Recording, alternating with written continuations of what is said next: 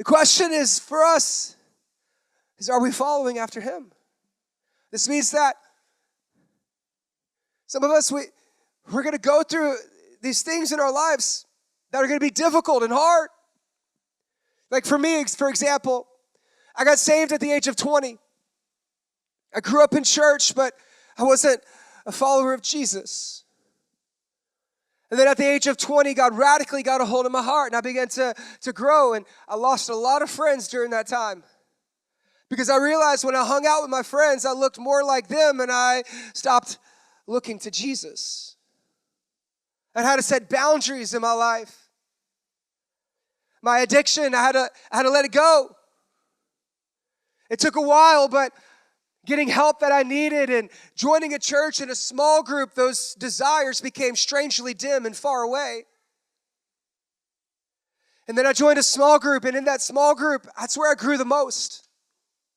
And I remember one night after small group, a friend of mine, he came up to me and he said, "Hey, Byron, I need to talk to you for a sec." I was like, "All right." He said, "Hey, I got a verse I want to read to you.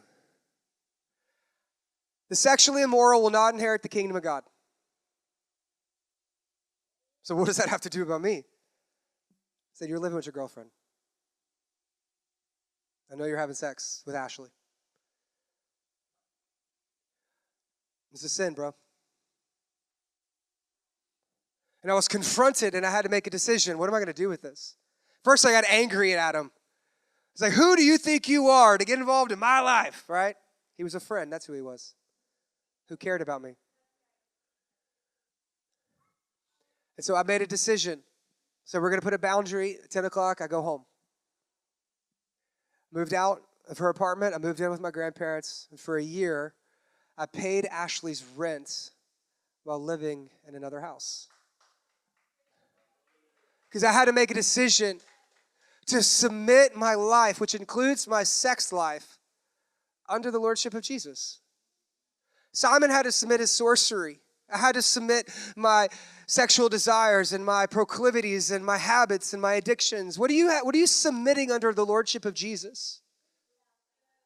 Every one of us has to submit something. I don't know what your sin is that you're holding on to, but I'm telling you, it's holding you back from truly following after him.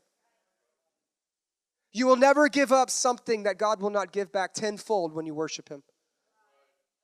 And Simon, he didn't surrender. A disciple is one who submits. Are you submitted under the lordship of Jesus in your life?